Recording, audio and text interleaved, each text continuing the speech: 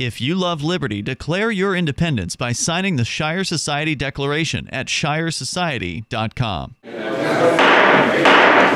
the committee will come out of recess, and we're going to open the public hearing on House Bill 474. Representative Hurt, the prime sponsor, is not able to be here this morning, and so he has asked Representative Murtaki to come in and introduce the bill. So thank you very much, Representative. If you'd like to come forward.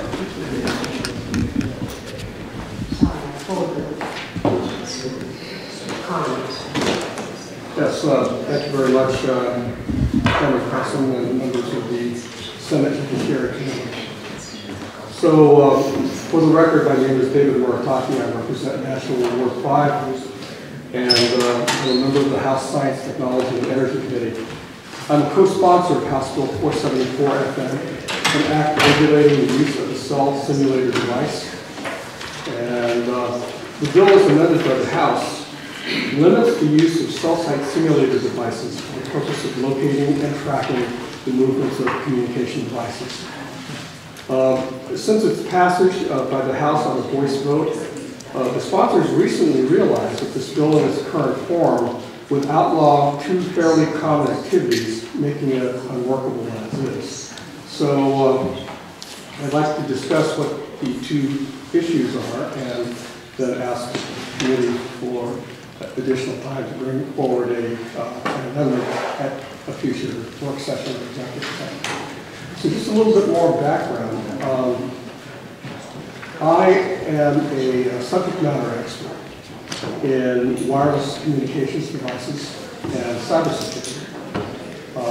I am a former Army Security Agency officer.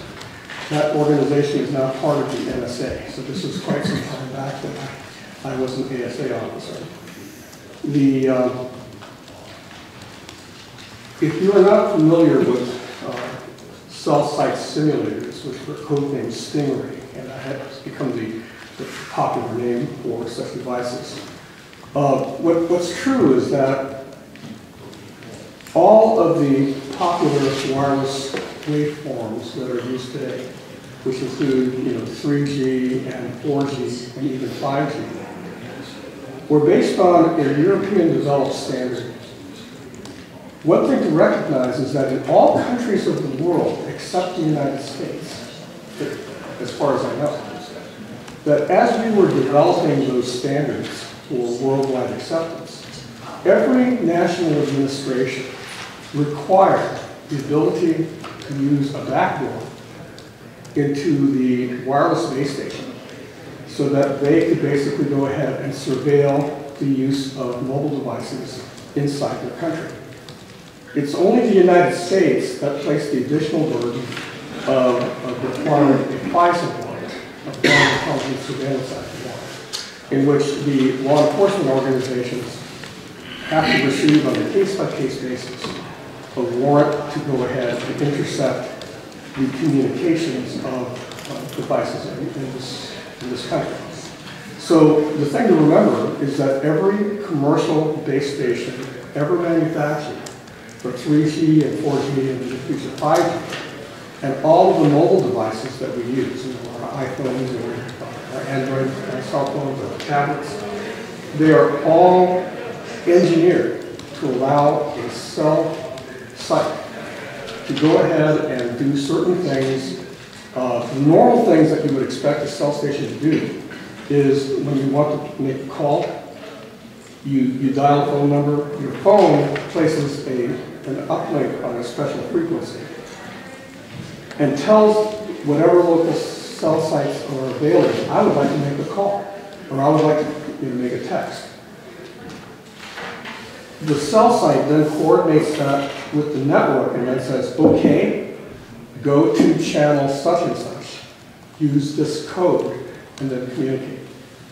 That's necessary for the proper functioning of a cell phone or whatever. So what the national administrations require is that they, as the government, require the ability to essentially go in and use the cell site frequencies to, so in addition to the cell companies being able to download updates and what have you to your phone while you sleep. There's what we call essentially a control loop. So there are two different sets of frequencies. The one that you will be talking or texting on, once they tell you this is what you use. And another band, the control band, which essentially goes ahead. Your phone asks for a frequency, they use the same one to say, okay, go ahead and place this call. But that control band is also used to transmit other commands, like open yourself up for a download for new firmware, or turn on your GPS tracking system, or begin to transmit even though there's no phone call. In essence, your phone can be turned into what we call a hotline. Fortunately, in the United States, law enforcement has to get a FISA warrant in order to do that and clear it. So what this bill does is it allows the lawful use of cell site simulators by appropriate agencies and organizations.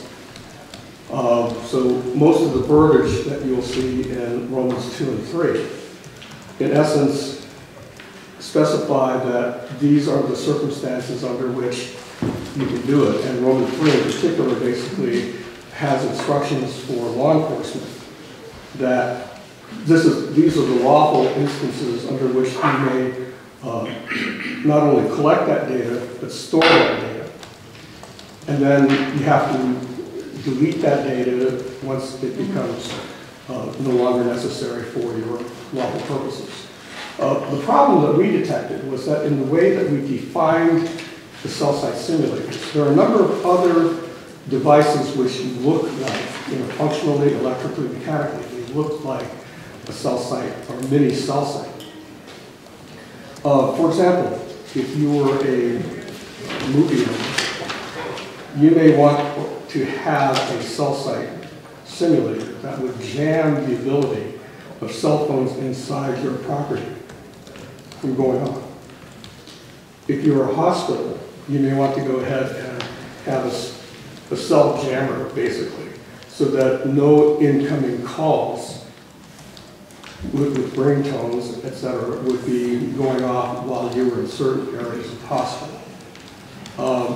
If you were an intelligence agency, or if you were dealing with classified information, there are some rules for the handling of classified information in certain areas, which basically require that you do not have the ability to place outgoing calls.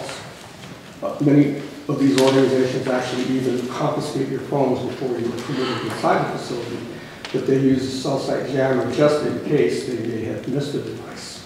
So there are lawful purposes for these cell site simulators. That, in the way that the bill is currently worded, we may actually, by passing this bill as amended by the House, without further amendment, could actually preclude a couple of common uses of these cell site simulators. Another example is in rural areas, or if you have a large property, you may have like a 3-bar cell signal at one extreme point of your property, but your house is at the other part of the property, and your barn may be at another part of your property. There are individuals that would purchase a cell site simulator like this one that law enforcement uses for stingray operations. And they would essentially use it as a repeater for cell phones, so that not only would they be able to receive the cell signal and be able to connect to the internet, whatever, from remote areas on their properties, but also incidentally it may be that folks that drive by who are looking for 3G or 4G wireless connections, who otherwise might not be able to connect, can also incidentally connect. So what we're asking, the sponsors are asking, is for the opportunity to actually go ahead and carefully craft with OLS an amendment that would not include these types of uses of cell site simulator. Thank you very much for your testimony, Representative. If you could give the message back to Representative Kirk. Our deadline to report out all Senate bills with a fiscal note is May 11th. Okay. So we do have some time, and I, as the chair, would be willing to hold the bill to allow you folks to figure out whatever amendments you want to present to the committee. And we'll be more than happy to accommodate you on your request for us to wait a little bit. Thank you very much. And you know, as I mentioned before, the purpose of the amendment would be to ensure that this legislation, hopefully you'll pass it with the amendment out of this committee. But we just want to make sure that, you know, these normal uses of devices that look stunningly like cell site simulators are not precluded from lawful use of the state. Okay, thank you. Are there any questions? Seeing none. Thank you very much, Representative. Yes, thank you very much. The chair will call Dan McGuire. Good morning again, Mr. McGuire. Thank you very much, Madam Chair, members of the committee. For the record, my name is Dan McGuire, and I live in Epsom. Today I'm representing the New Hampshire Liberty Alliance, and I echo everything that Representative Norikaki just said. We think that this is a very important bill for privacy reasons and ought to be passed, but it was actually me who I discovered the problems in the bill that Representative Norikaki just talked about, and so I would thank you very much for giving us the opportunity to work out the amendment, because it's a good bill, just needs a little bit. Okay, thank you very much. Are there any questions? Seeing none, thank you. The chair will call Devin Chaffee. Thank you, Madam Chair. For the record, my name is Devin Chaffee, and I'm the Executive Director of the ACLU of New Hampshire. And I do not have the precise technical knowledge that Representative Norikaki obviously did. I had no idea that he had that in-depth of a background. But I did just want to provide some basic information about why it is that we think that this legislation is important, and we are more than willing to, with the help of some of our folks at our national office that do have a little bit more knowledge about the use of this technology, to help craft an amendment if our participation in that process is helpful. And so just to, you know, I think Representative Norikaki did a good job of describing this, and I do want to start by saying we absolutely do believe that there are legitimate uses, including law enforcement uses, for this technology. And so what I really think that this bill is simply about is coming up with a common sense regulation for the use of this technology. And I think that this legislature, the New Hampshire legislature, as well as this committee, really has a fantastic history of being on the cutting edge and in being ahead of the game when it comes to establishing common sense rules for the use of technology, and really negotiating the place where the use of technology and privacy interests match. And I think, for instance, your work on the body camera bill is a good example of this, and I would think that this bill would be another opportunity to continue this tradition. And so essentially what they call Stingray devices, or cell site simulator devices, do is, you know, they operate, I'll pass out an article later, but they're about the size of a suitcase, and what they do is you know, they operate as if they were a cell site tower, and they can collect pretty intensive data. They collect phone calls, texts, and other types of metadata, what we call metadata, location, who you're calling, when you're calling, etc. So it's a lot of very detailed information that can lead to a lot of personal information about the person. Another thing that can be concerning from a privacy perspective about the way this technology is used is it's not just used against a single cell phone user, necessarily. If this device is being used, it most likely is collecting data on any number of phones that are in the area in which it's being deployed. And I think that there are ways in which this bill is crafted to address those issues, specifically with regards to what type of data can be kept and when data has to be discarded. There are also some concerns in cities that have been using this type of technology, that they are most often required to sign a non-disclosure agreement, which actually limits the ability of law enforcement to talk to the public. And in some cases, it's even talk to the court or a defendant, although some of those issues have been resolved by the FBI. And so there are real concerns around the transparency regarding the use of this technology, again, which I think makes government regulation in this area so important. And so really what HB 474 does is just take a common sense approach, which says that if you can use this technology, but you just have to have a warrant, or if there are circumstances that are judicially accepted, exception to a warrant, including exigent circumstances. So if there's an emergency, you know, and you really need this information, they can continue to go forward. So I think, you know, this is it's a very common sense approach to the issue, and I'm just going to pass out a couple of articles. One, which discusses the fact that many state legislatures are considering very similar legislation to the one before you, that HB 474, as well as a New York Times article that discusses some of the issues with regards to the non-disclosure agreements that cities have been required to sign. And with that, I would just urge you to find a good solution to the issues that Representative Moritaki raised. And certainly we'd be happy to help and participate in any way that's useful to the committee. Thank you so much for your time. Thank you very much for your testimony. Senator Ulaski has a question. Thank you, Madam Chair. Good morning. You brought it down to a level where I can, in fact, ask a question. At any rate, do you know the range of these devices? How far they can capture, how far away they can capture data? As I said, I don't have the in-depth knowledge that Representative Moritaki does. So no, I'm not exactly sure what the range of these devices is. I haven't actually seen that in any of the literature that I've reviewed. I could certainly try to find that out, and if I can, I'll circulate that information to the committee.